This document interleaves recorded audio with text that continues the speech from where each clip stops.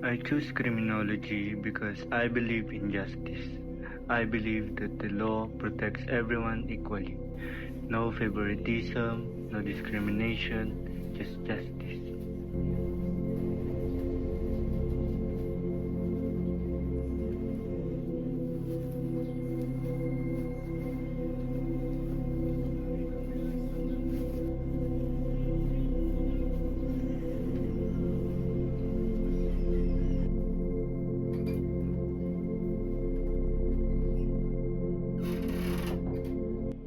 Since I was young, I dreamed of becoming an officer, to protect people, to serve the truth, to stand for what is right.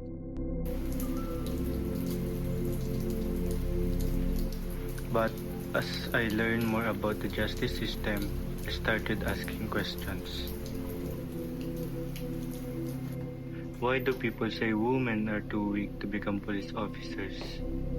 Or why do people think men should never show fear, never cry, never be victims? But justice was never supposed to choose based on gender.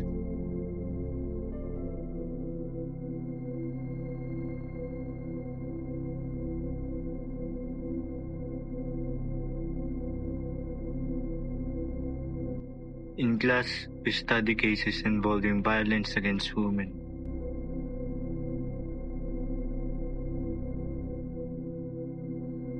But violence doesn't only affect women.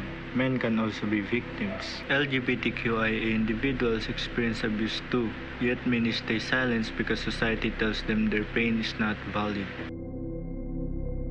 What happens when someone reports a crime but is judged first because of their identity?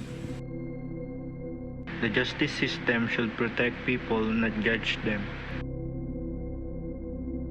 Being in criminology taught me something important.